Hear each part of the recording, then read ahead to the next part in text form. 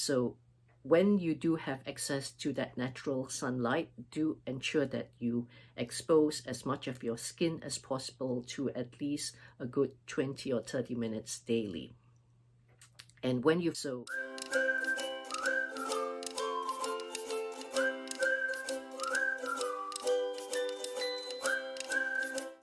how does the weather affect psoriasis symptoms? This is the topic I'll be covering on this video, so watch on and do give me a thumbs up, like on this video as well. Do subscribe to our channel if you haven't already done so, and click on the bell notification so that you are made aware of videos as we release them regularly. So how does the weather affect psoriasis symptoms? If you're in a colder country, such as in Europe at the time of the recording, when we are still in winter, coming out of winter and going into the springtime in a few weeks, then there is a lack of sunshine. It's normally cloudy and cold, and if we do have sunshine, it's only for a short period of time, and it is not sufficient for us to get that natural vitamin D. So if you're in a colder country or somewhere where you do not get access to natural sunlight, then we highly recommend that you take a vitamin D supplement. Now bear in mind, not all supplements are made equal. The one that we personally recommend and take ourselves, we have researched, and they are the best. So do check out the link and order yours today. Now, if you're in a warmer country where you have access to better and warmer sunshine, sadly, most of us, because of the heat as well, we tend to cover up.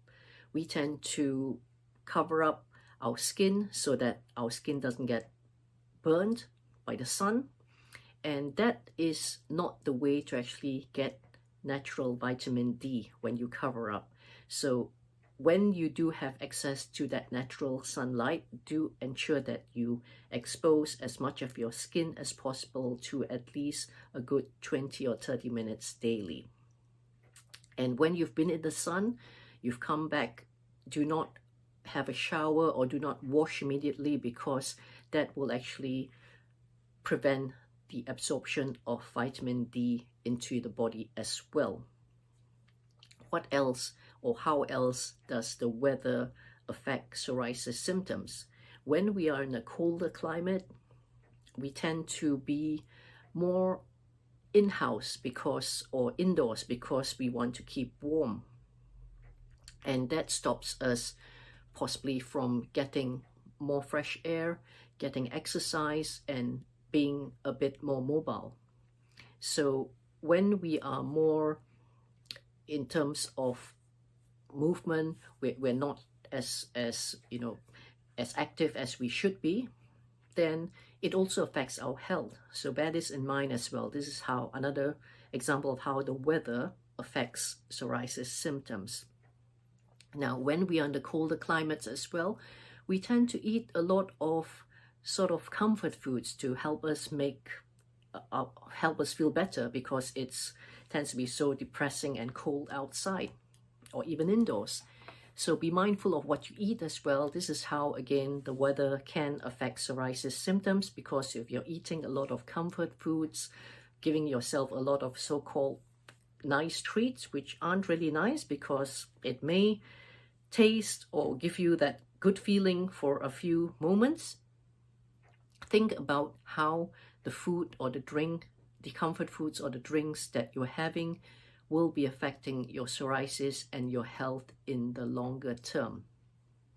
Now, before you go, we have a free booklet for you, which you can download. This is a real life example of our customer. That's the before and the after photo as well.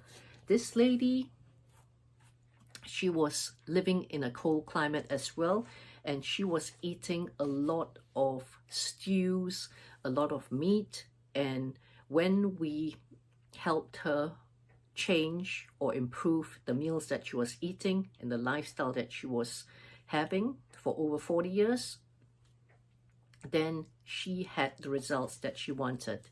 This is before and this is after.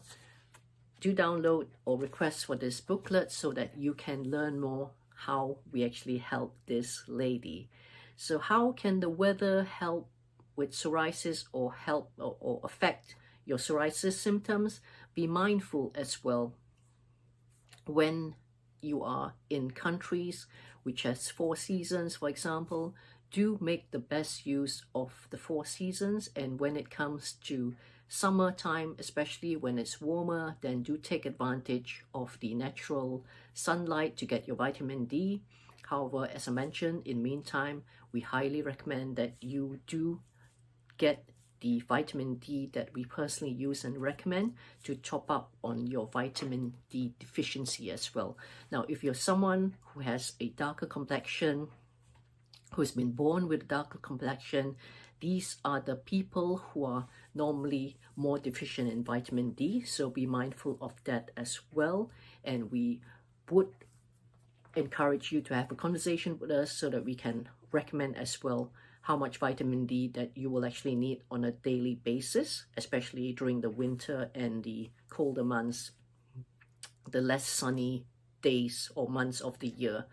Now, most of the time as well, vitamin D will also help with your immune system. So if you're feeling run down, vitamin D is one of the vitamins that we personally take and recommend for you to actually keep healthy all year round as well, and also help with your psoriasis or help prevent your psoriasis.